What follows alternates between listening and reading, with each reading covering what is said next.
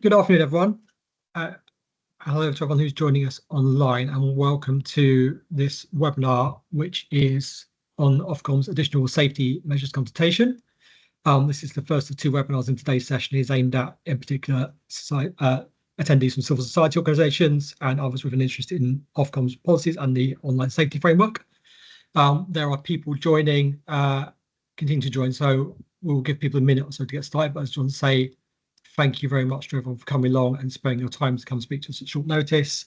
I hope this is a useful opportunity for you both to get some further background and context in relation to the additional safety measures consultation and its purpose, and also to ask any initial questions to our team of policy experts as well.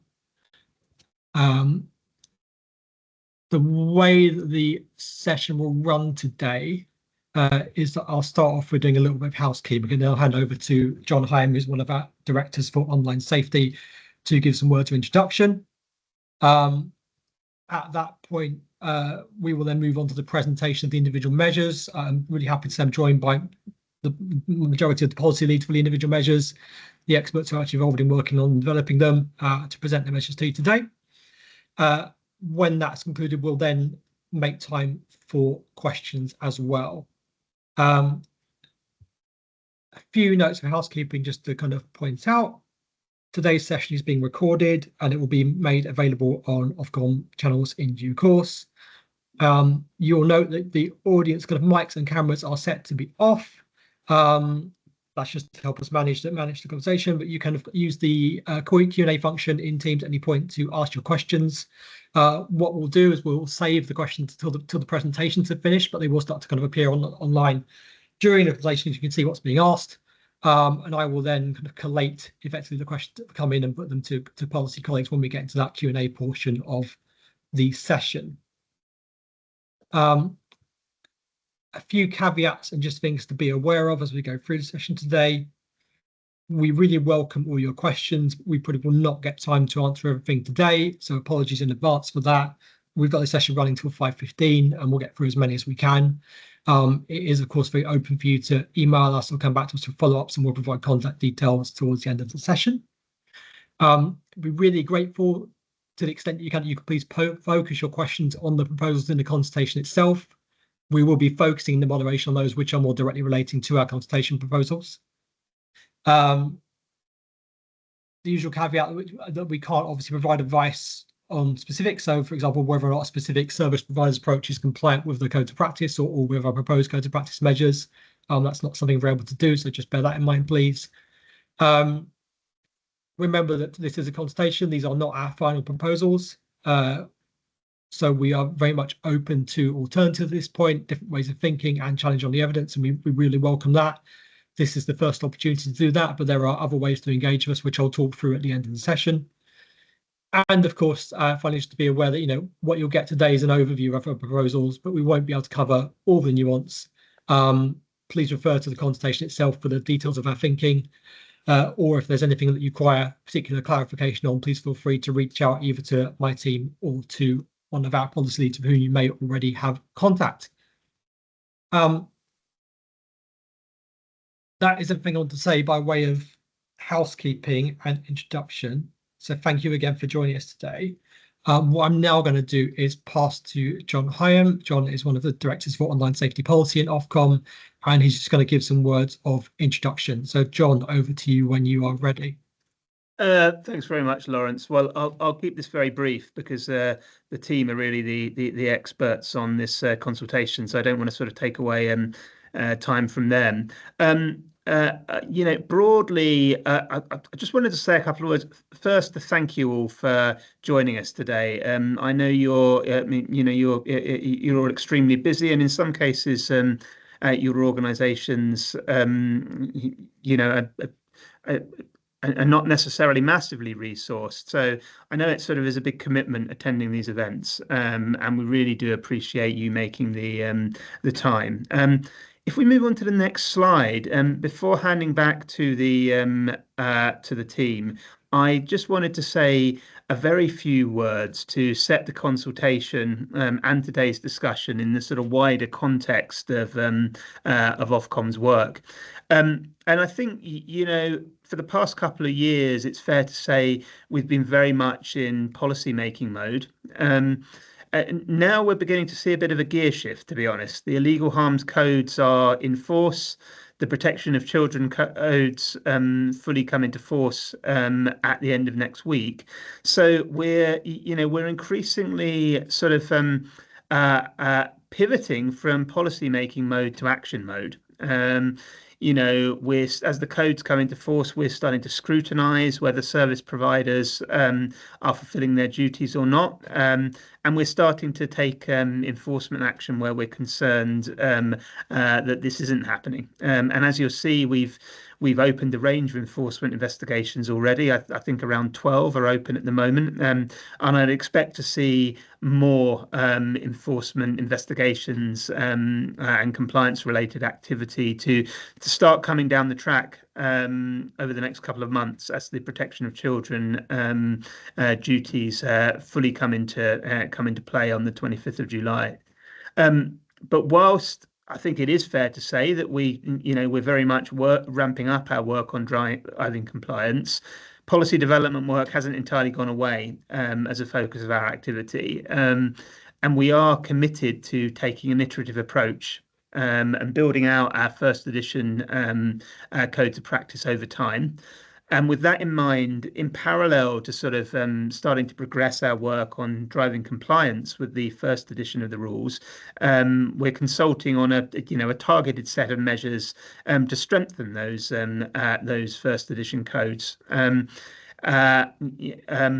that's what we're here to discuss today. I think it's fair to say many of the measures we're proposing draw on ideas that have been proposed to us already by civil society stakeholders in the engagement we've had with you to date and in consultation responses we've had with you to date. So hopefully there should be a lot that you recognise in the package we published the other week. So I think that's the broad context. We see this call as a really important opportunity to explain our proposals, with the hope that puts you in as strong as a position as possible to respond to the consultation when it closes on the 20th of October. And with that, I'll close and hand back to Lawrence to sort of continue the session. Thank you, John. So I'm going to move very shortly to the presentation of the individual measures. I just want to say a bit at the moment about kind of the structure of the consultation and what you'll see. As John set out, this is really kind of a targeted set of measures which aims to strengthen and build on the existing codes. And we've broadly kind of bucketed the measures that we've got for consultation now as sitting in three thematic kind of groups. So the first is tackling harms at the source. That is really about stopping illegal content or content harmful to children from reaching users in the first place. So that covers our proposals on the use of proactive technology like hash matching and other forms of tech, and our plans to sanction users who share content that violates our existing regulatory framework. The second set is about addressing the virality of content. This includes our proposed measures on recommender systems, our proposals around crisis response, and the measures that apply to all users in relation to live streaming as well. And these are really about aiming to limit the reach of content that breaches our rules. And then finally, we've got a further set of measures which looks to strengthen protections in relation to children and the harms faced by children online. And these include a specific set of measures on live streaming that apply to children only, and more use of highly effective age assurance here in relation to grooming. So that kind of sets the scene. And I'm now going to pass to our excellent team of policy experts who are going to talk you through each of our proposals in more detail and broadly bucketed in those themes. And when that is finished, we will move on to questions, but please begin to put your questions in via the Q&A function as they occur to you, and my colleague Matt will help collate those as they come in. So I think I'm first passing hopefully to Zoe, who I think is going to present on proactive tech. Zoe, over to you. Brilliant. Thank you so much, Lawrence. So in this slide, I am going to speak to our proactive technology measures. And to be clear up front, when we talk about proactive technology, we're talking about three specific types. So content identification technology, behavior identification technology, and user profiling technology as they are defined in the Act. So For starters, we kind of consider proactive technology to be a key way of detecting specific kinds of both illegal content and content harmful to children on user-to-user services, particularly when services reach a certain size. And at this scale, we consider proactive technology to play a really crucial role in supporting both the quick and accurate detection of content, preventing widespread harm to users. So by way of a bit of context, up until this point, we've recommended in our codes that services review, assess, and swiftly take down specific types of content. We've also recommended in our illegal harms codes that providers use hash matching and URL detection technology to detect and remove CSAM and CSAM URLs.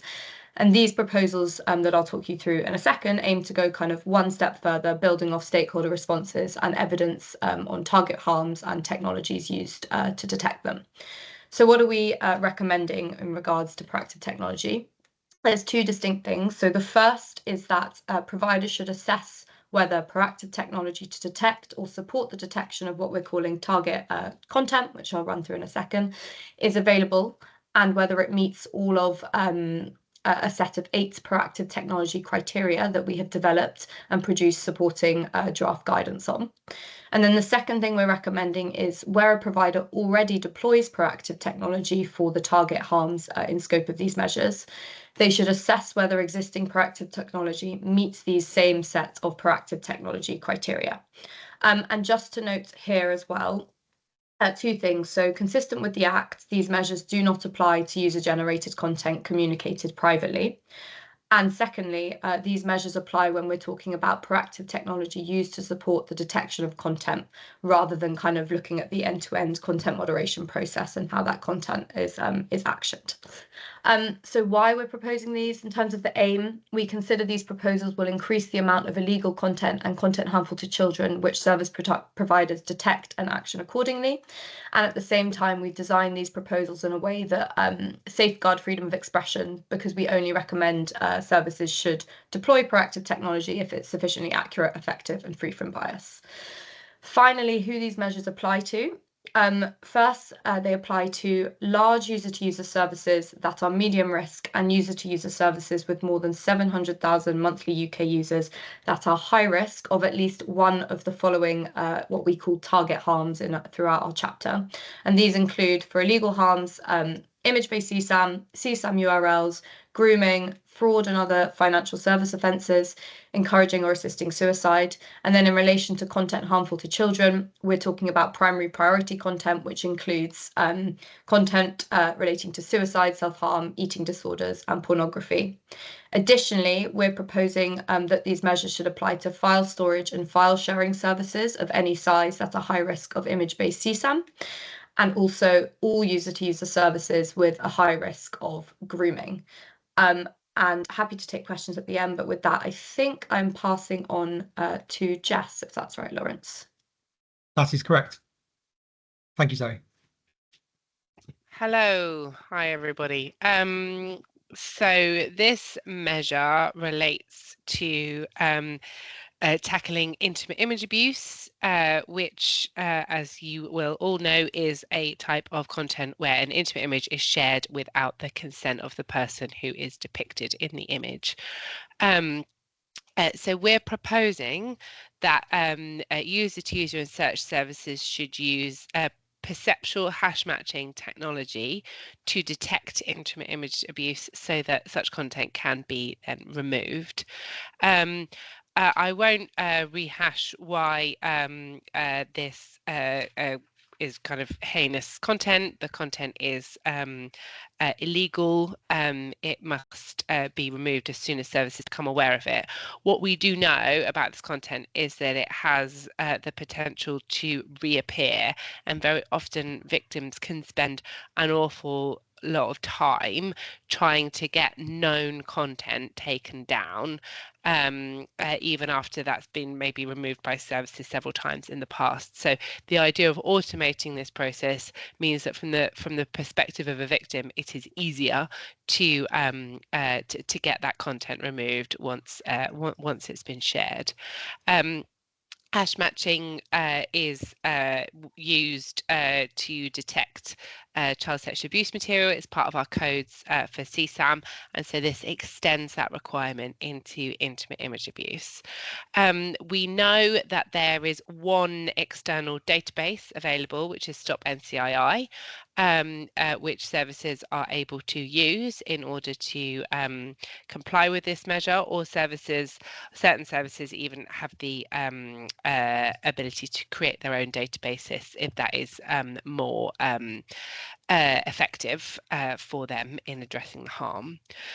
In scope of the measure are user-to-user services at high risk of image abuse, and which either have a principal purpose of hosting or disseminating pornographic content, file sharing and file storage services, or if they have more than 700,000 monthly UK users.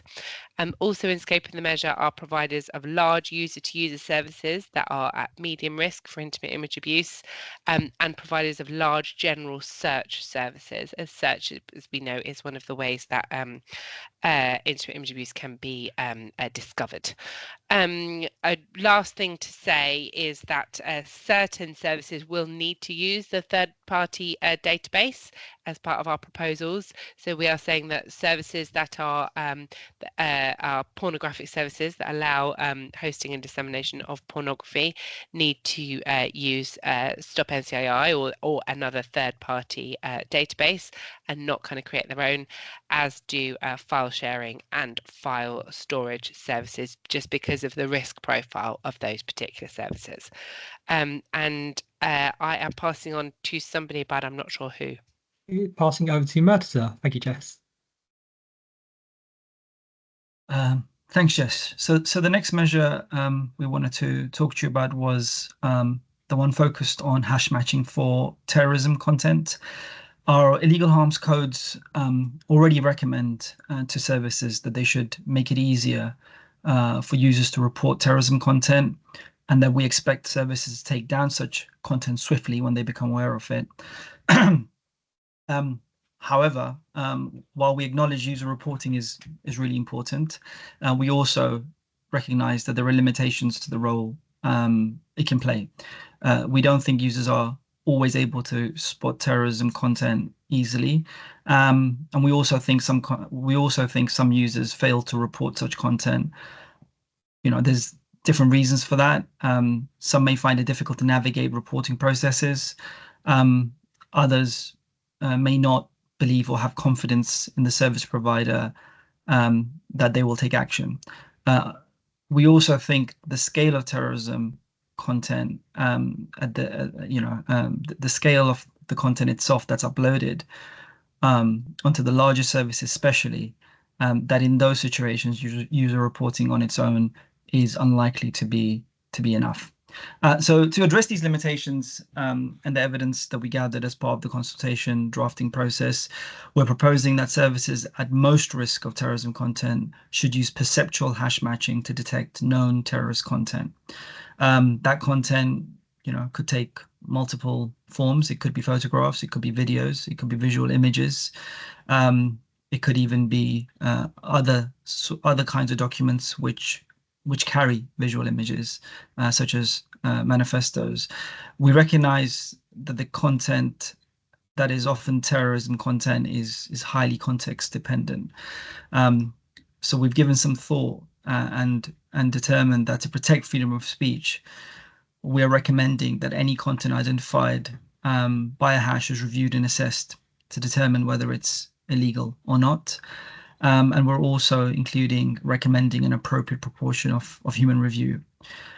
Most importantly, how an in-scope service implements hash matching will to some extent be up to them. And by that, we acknowledge that some services may set up their own internal databases, and some services may use external databases to inform their internal databases, and that really will be for the service to determine.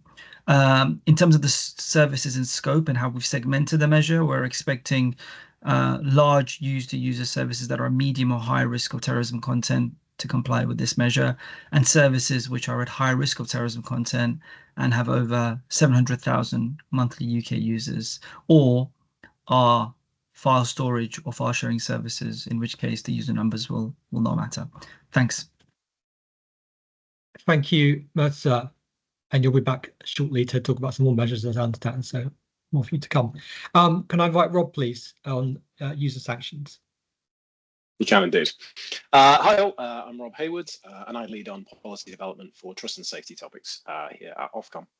So next up, we have our user sanctions measure, which sets out that all user-to-user services should prepare and enforce a sanctions policy in respect of UK users who generate, upload, or share illegal content or content harmful to children, which is prohibited on their service.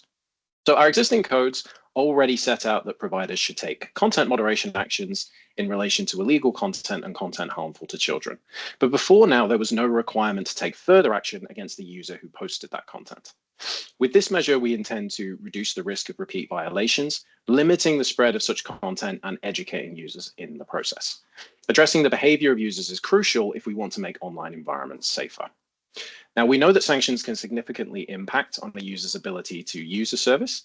So we've included factors for providers to consider when setting their sanctions policy to help with the judgment of which sanction is appropriate to use in different circumstances.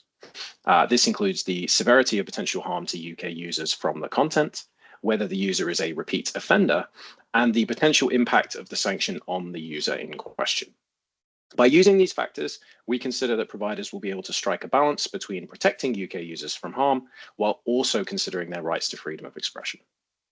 Now, this measure allows providers to prepare their sanctions policy to fit their specific service, and as such, it does not dictate which sanctions must be applied in each specific circumstance. Given this applies to all user-to-user services with differing functionalities and risks, we consider it appropriate to offer that level of flexibility. We will, however, be covering our CSEA sanctions measure later in the presentation, which gives more specific instructions for that type of content. I'll now be handing back to Mertza, who will be talking through some of our live streaming measures. Thank you, Rob. Thanks, Rob. So an important focus of this conversation has been live streaming, and later on in the presentation we'll be sharing a bit more about the other aspects of the live stream recommendations we've made around protecting children.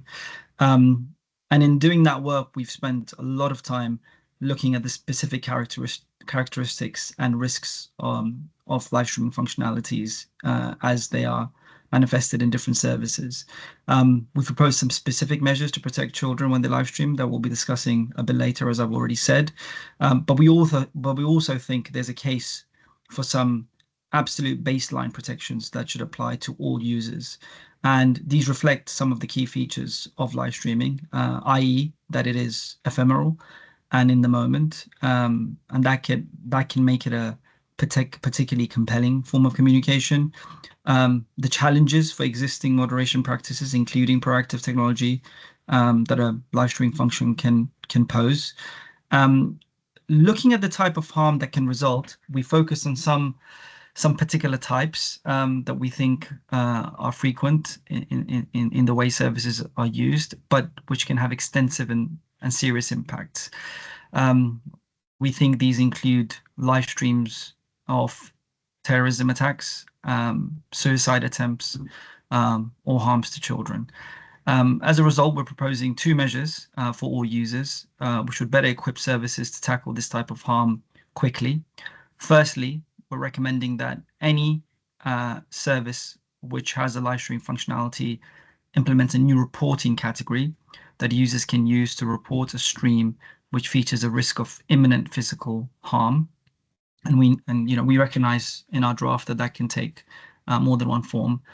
This should help services really prioritize action on the most serious risks and the most severe risks when combined with their existing duties to take moderation action in a timely fashion. Secondly, we're recommending that services offering live streaming should have human moderation available at all times when the function is live. And for services that offer live stream functionality 24/7, that means this measure would apply 24/7, and that explicitly excludes volunteer moderation. This recognizes both the value in being able to act quickly in response to live instances of harm and the challenge that some automated models can encounter in moderating multimodal content in real time. Taken together, we consider these proposals would mean that the most harmful live streams should be identified and taken down more quickly, reducing the risk that they are shared widely. We're expecting these proposals to apply to services which offer one-to-many live streaming, but are at medium or high risk of terrorism content, grooming or image-based CSAM, assisting or encouraging suicide, hate or harassment, stalking, threats, and abuse offences. This includes services that are live streaming only, as well as those who have live streaming as only part of the functionalities that they provide. Is it me again? You are handing over to yourself, Mutz, if that's okay. Yes. So I'll keep this one quite brief, but hopefully convey the essence of what we're trying to do here. Recommender systems, provide a curated feed of recommended content for a user, and we know that they are widely used. There are benefits associated with them, and they can help users decide what is particularly relevant or interesting. But we also recognize that they can be deployed or inadvertently end up amplifying illegal content such as hate, terrorism, as well as suicide, and content that is being posted by hostile states trying to interfere with UK elections, for example. This can have a substantial impact, making such content reach a wider audience in a very short space of time. To combat this risk, we're proposing that where there are indicators, for example, content labels or tags, that a piece of content might be illegal, service providers should exclude it from recommender systems unless and until their content moderation teams have reviewed it. Where content moderation teams judge that the content is illegal, it should then be removed from the service. Where they judge that it is lawful and allowed on the service, they can reinstate it in their recommender systems.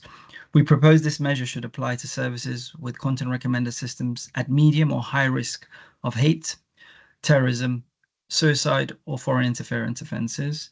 As some of you may already know, this proposal builds on a measure in our protection of children codes, which, as John said, will be coming into force very soon, which says that services should exclude content indicating potentially content that may be potentially priority content from recommender feeds of children. So hopefully these two measures together, when they're both in force, will have a really good impact on user safety. Thanks. Thank you, Mads. Barani, I believe you're up next on crisis response. Thanks, Lawrence. Hi, everyone. I'm Brenny, and I'll be going through the crisis response measure with you today. This measure is in response to the Southport riots that took place last year. Now, we acknowledge that, situations like the riots, which we refer to as crises in the consultation, are very different from normal times because A, there is an increase in harmful content online, and B, the risk of online harm causing offline harm is a lot greater. So our proposed measure is intended to tackle a crisis throughout its life cycle, from the very beginning to the very end. And the measure itself is in these different parts. The first is for services themselves to have a crisis response protocol or plan in place. The second is, as part of this plan, providers will have to identify and monitor indicators, which points to a possible formation of a crisis.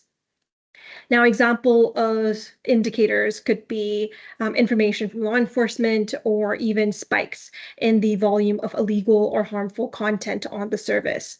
And we also propose that there be a dedicated crisis response team that is overseeing all the mitigations that are being put in place.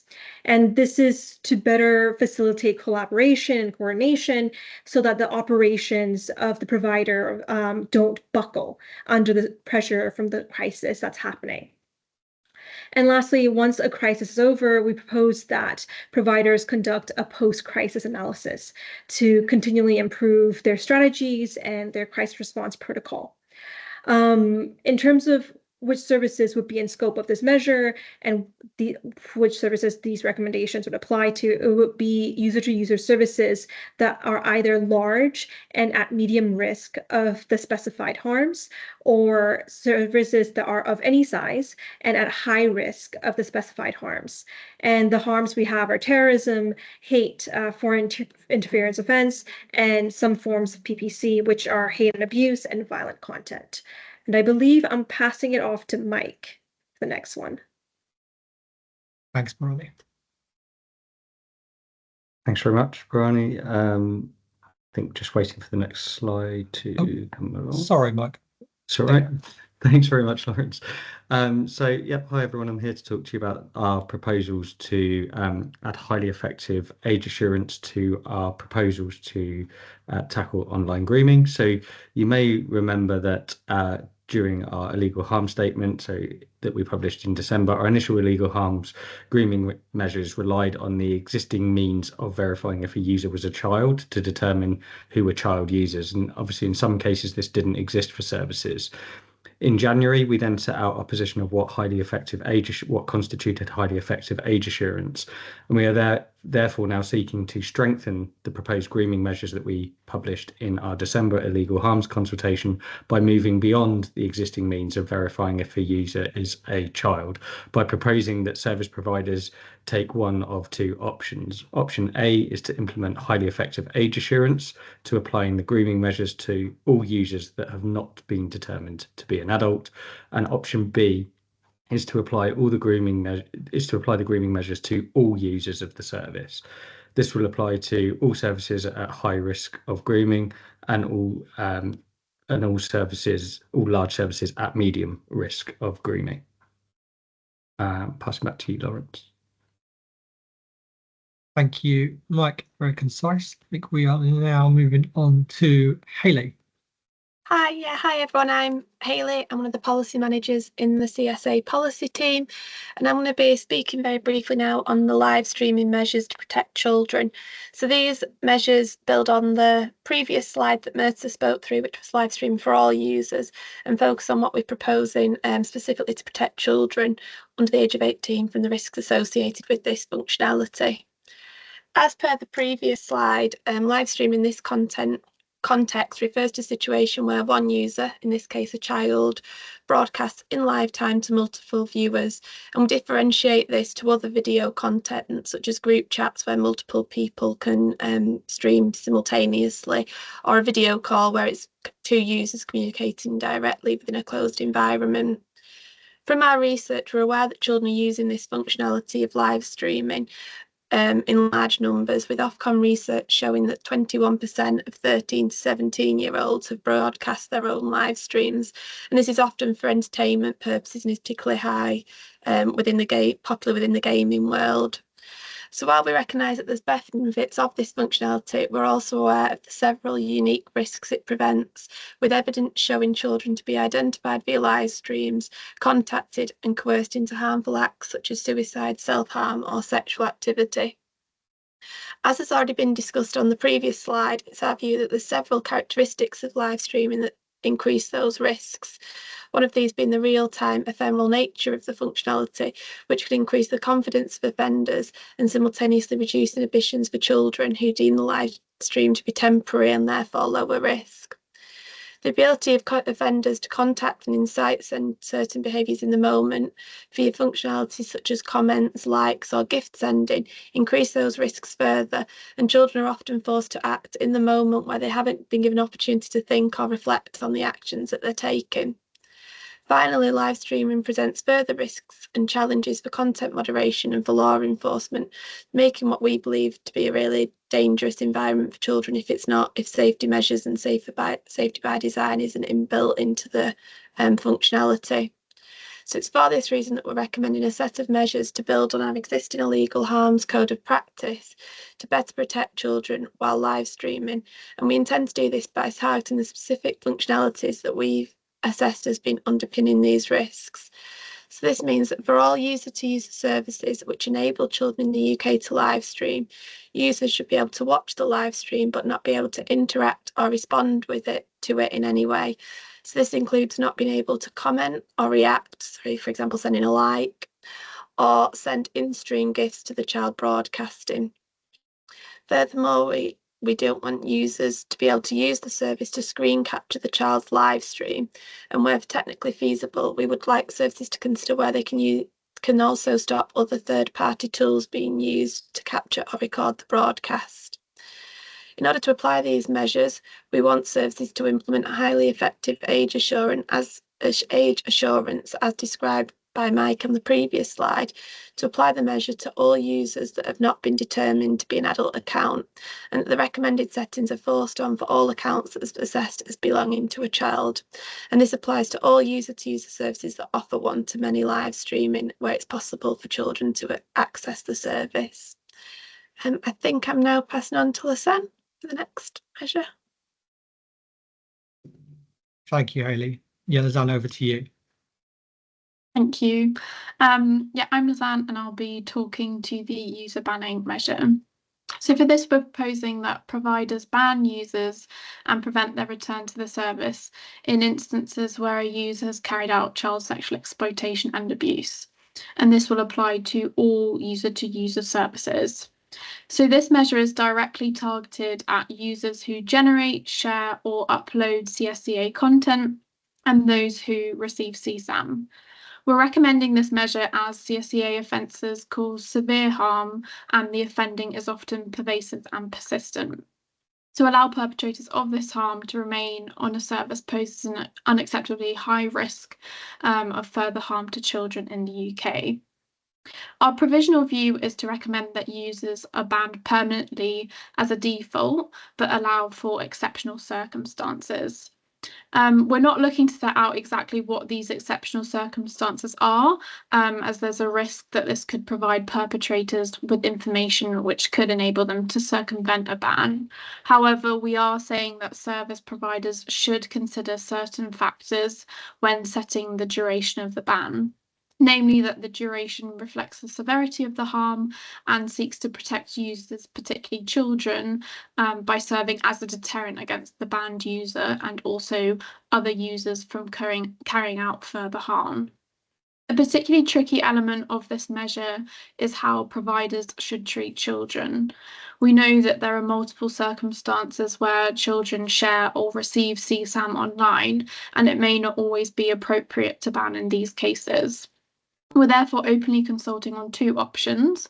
The first being whether children are banned to commit CSCA harm except in two exceptional circumstances, which we have set out as being child victims and survivors who have been coerced or manipulated into sending self-generated indecent images, also known as SGII, or older children who have sent SGII to another child or received from another child as part of a consensual age-appropriate relationship. The second option is whether all children should be banned, and will need to rely on the appeals process for cases where banning may have a disproportionate impact on the child. We're therefore really keen to hear from you kind of on this tricky issue. I think, could I have the next slide, please, as well? Perfect, thank you. So this next measure is looking at hash matching for child sexual abuse material, also known as CSAM. So our existing codes already require some services to use hash matching to identify known child sexual abuse material. Currently, this covers large services that are at medium or high risk of image-based CSAM and services that are at high risk of image-based CSAM and either have more than 700,000 monthly active UK users or are a file storage and file sharing service. In this consultation, we're proposing to extend this requirement to all services that are high risk of image-based CSAM, whose principal purpose is the hosting or dissemination of regulated pornographic content. And we're doing this because pornography services are known to be a high-risk space for CSAM. For example, in a survey of CSA perpetrators on the dark web, the civil society organisation Protect Children Finland found that 31.7% of those surveyed had encountered CSAM on a pornography service. We're aware of additional evidence that known CSAM is present on small regulated pornography services with low user numbers, which aren't in scope of the current 700,000 user threshold in the recommendation. We know as well that post-pubescent CSAM, which tends to be CSAM that depicts 16 to 17-year-olds, is a particular problem because human moderators may struggle with age determination on this content. Applying hash matching, which will identify known images of CSAM depicting victims and survivors that have been verified by law enforcement to be children, makes it more likely that sexual abuse images of 16 to 17-year-old children will be removed compared to using human moderation alone. We also know that additional low or no cost options to implement hashing have come about since we first made the recommendation. And we have received reassurance from database providers that they have the capacity to support the current recommendation, so we consider an appropriate time to widen the scope now. So by expanding this measure to these services, we believe the proposal will materially reduce the volume of CSAM present on these services. And I'll pass back to Lawrence for the Q&A. Thank you, Lizanne. Can I say thank you before we move on just to all the presenters for being really concise and really clear, and particular thanks to Lizanne, actually, who stepped in to present an additional measure as a colleague was stuck on a train this afternoon and unable to be here. So really appreciate the support. So that sets out what's in the additional safety measures consultation. It's, as you can see, it's not a full rewrite of the codes. It's very much about strengthening and building on the codes in specific areas. But I think it's a really impactful set of measures, and so we're really keen to kind of hear views and understand how these proposals may be potentially improved further. I was going to move us on to questions now. We should have roughly half an hour available for questions. Some people have already put their questions in the Q&A function, but please start to do so if you haven't already. We're happy to organise it to come in. And just to clarify for people, and particularly for those people who've joined us late, the event has been recorded and it will be made available, and the slides made available as well afterwards as well. So don't worry if you've missed the beginning, you'll be able to access that at a later point. First question comes from Lewis Keller and is on proactive tech. And the question there is, how will the assessment of the effectiveness of proactive technology interact with the technology notices regime currently being developed, which is elsewhere in the Online Safety Act? If a technology is accredited under the tech notices regime, will it be considered under these measures? So this is really about what we mean by a tech being effective and accurate, and how that relates to other parts of the online safety regime. So Zoe, am I able to pass it one back to you for a response if that's okay? Yeah, sure. Thanks, Lawrence. And thanks for your question, Lewis. Really good question. So I think first I want to start by saying that we recognise throughout the policy development process that there is overlap between our approaches on the proactive technology criteria that you'll see throughout the chapter and in the draft guidance, and also the section 121 technology notices, given both seek to effectively ensure some mix of accuracy, effectiveness, lack of bias, maintainability, among other factors. And so in the way that we've developed our measures, our proposed measures, we have sought to align our approaches where we feel appropriate. However, what I'll also say is that there are kind of areas in our approaches which necessarily diverge. For example, in the technology notices, we or the accreditor will be assessing the accuracy of the technology on a standalone basis. Whereas in our proposed codes measures, the proactive technology measures, we are also asking providers to assess the performance of the proactive technology in relation to the specific deployment context. So this means, in response to your question, it is potentially possible for an accredited technology to still not meet the proactive technology criteria for this measure, depending on the specific deployment context in which that piece of technology is being used. But we would expect that it would still be kind of a strong indication that it is sufficiently accurate, effective, and free from bias. I hope that answers your question. I'll hand back to Lawrence. Thank you. So that's really clear. Second question from Lewis on HEA grooming. So this one will go to Mike. Mike, the question relates to option B in the proposal. So how would children be targeted for supportive information, which is obviously an existing measure in the codes, as you're aware, if highly effective age assurance is not used and platforms therefore would be unable to identify child users? Mike, over to you. Thanks very much, Lawrence. Yeah, Lewis, in terms of targeting the supportive messaging would just apply to all users, so it would apply to adults as well as children at the time.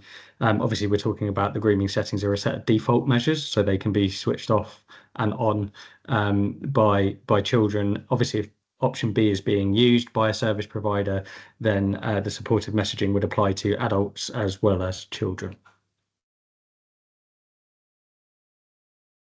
Thank you, Mike.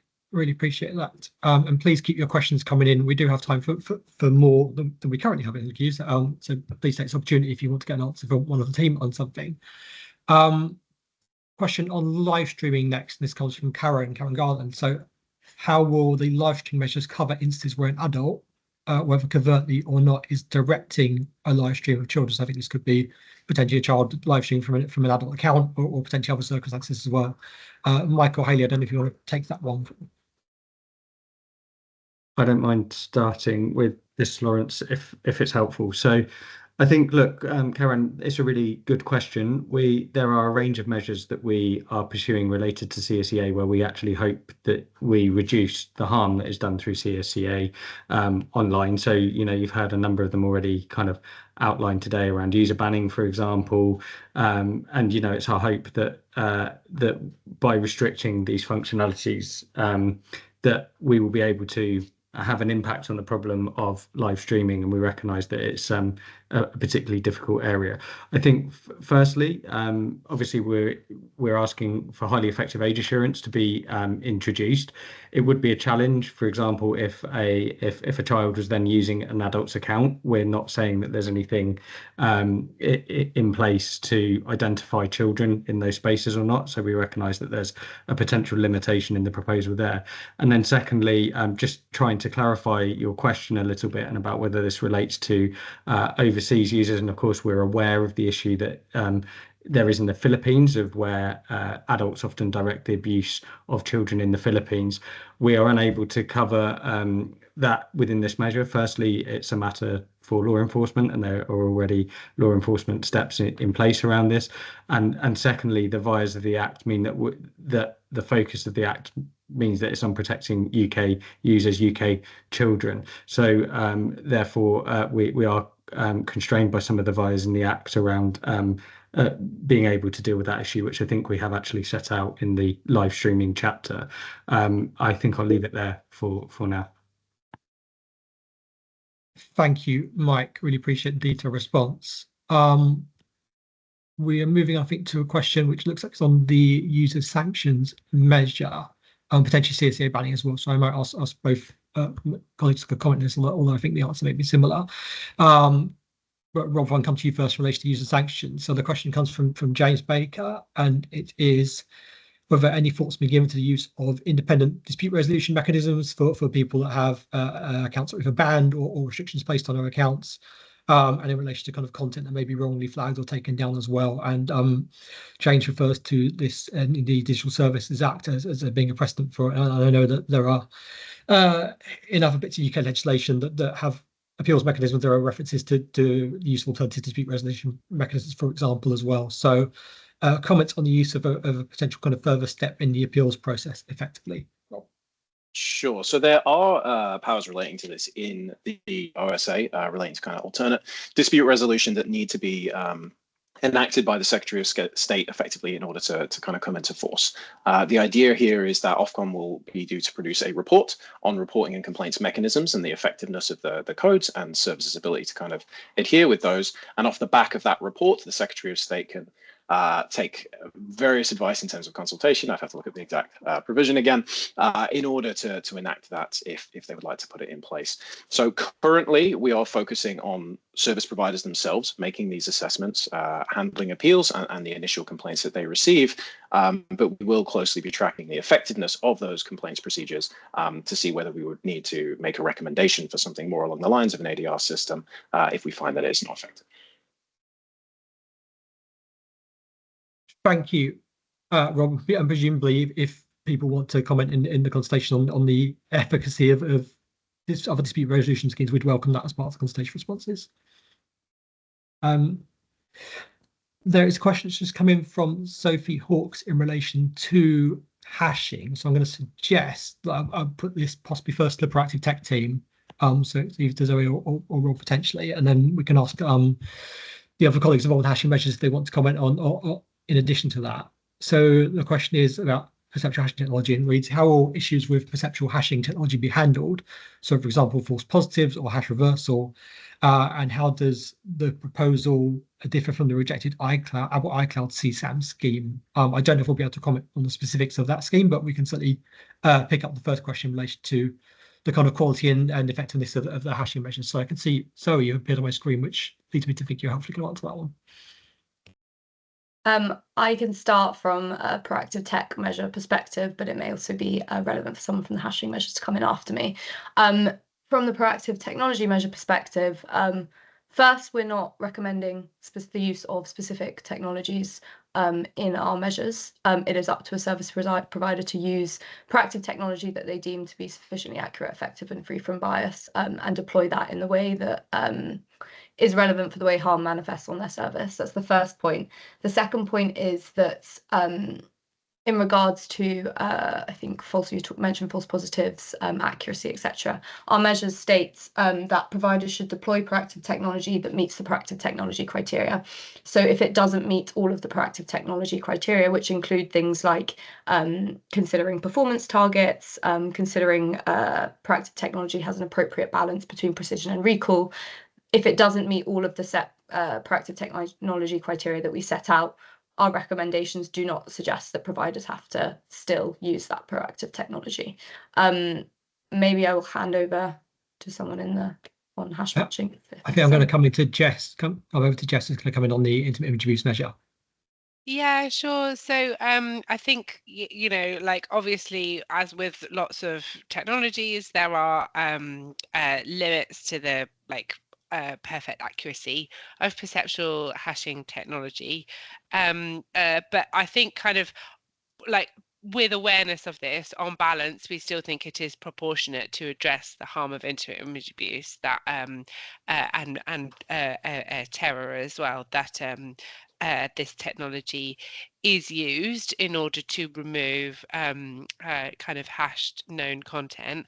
I think what we as Zoe said, like striking that appropriate balance between precision and recall, ensuring that there is a review sort of within that kind of technology process somewhere, and feeding back where there are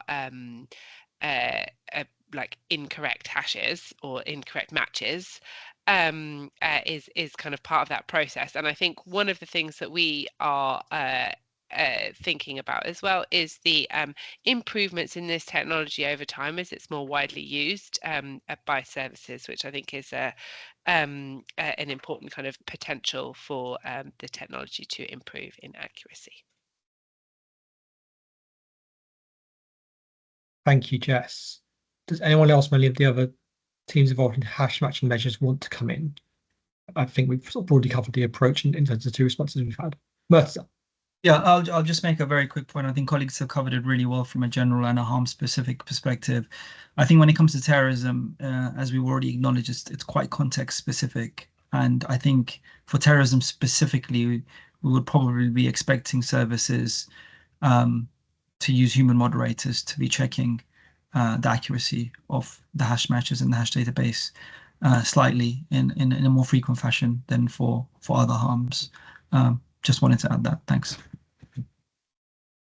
Thank you. I think that's an important point, and one obviously I'm sure we'd welcome comments on as well, that you know, I think there's a broad set of principles that apply to the way in which we expect services to ensure the effectiveness and accuracy of proactive tech measures, but that may differ from harm to harm, because we recognise that some are easier to detect than others, and that there's context, and that's why it's important to think of these measures in the context of an overall content moderation system, and not as the sole piece of the puzzle.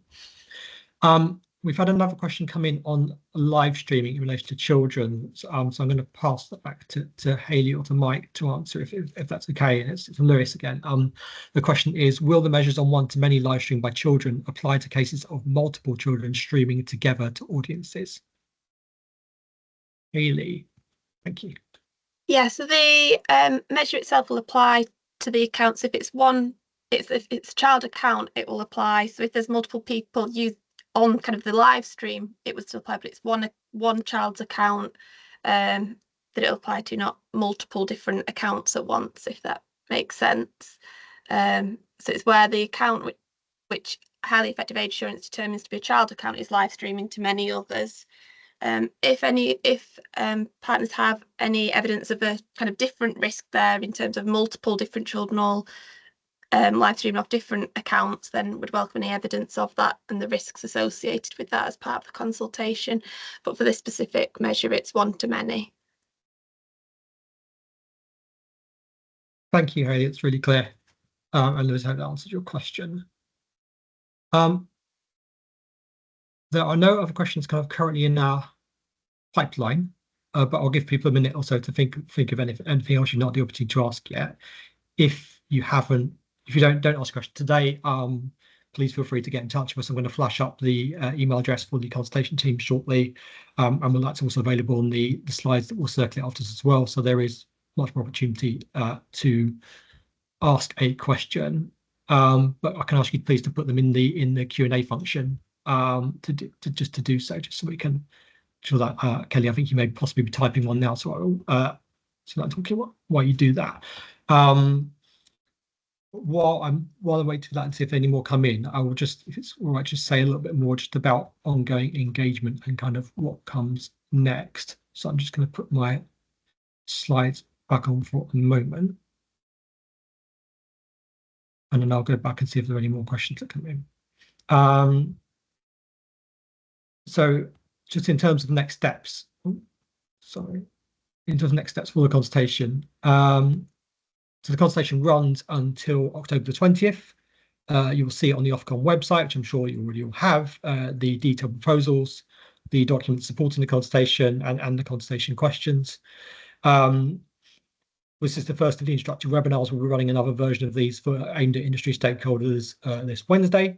And then further down the line, obviously, we are hoping to run a series of thematic roundtables in the coming weeks and months that will offer an opportunity for kind of deep dives into some of the consultation proposals and to bring people together for a wider discussion. Those will be by invitation only, but look out for those, and we'll hope to get invitations out for those in the next couple of weeks. And if you are keen to have further discussions with the consultation team or any of our policy experts, whether that is to discuss your feedback or proposals, or whether that's to clarify anything that's in the consultation, we are more than happy to either host or facilitate one-to-one meetings. And to please get in touch with us at the email address you can see there, which is asmconsultation@ofcom.org.uk, if you would like to meet us to go further into any of the issues that we've discussed today. Further question from Claire has come in, which is, are there measures for protecting vulnerable adults as well? I'm not sure, Claire, if that's referring to a specific measure or if that's a general question. Obviously, the code's broadly illegal harms code is aimed at reducing the risk of harm in relation to a number of illegal harms that would impact potentially vulnerable adults particularly, and it's something that we consider in many of our measures. But I'm not sure if your question is about a specific measure. If it is, please let us know in follow-up. We're more than happy to kind of come back to you on that point in particular. It's possible that it's related to live streaming, but I can't confirm that from here.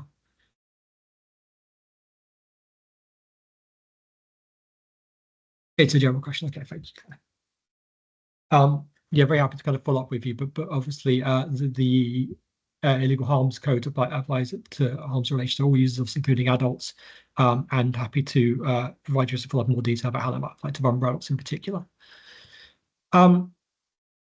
With that, I don't think we've had any other questions come in, so I'm going to suggest that we close this session to a close. So I just want to again say thank you to our presenters who did a really fantastic job of explaining the measures and as concisely as I'd asked and hope they do so. And thank you to everyone for making the time to attend today. As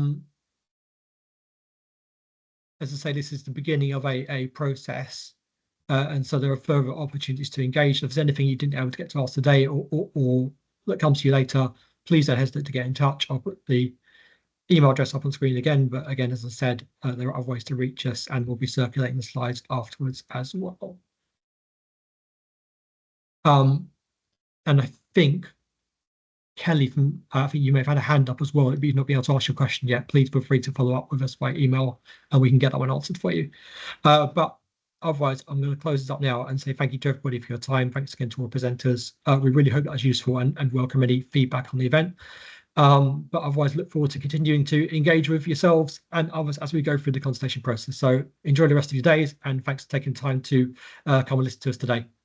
Thanks, everybody.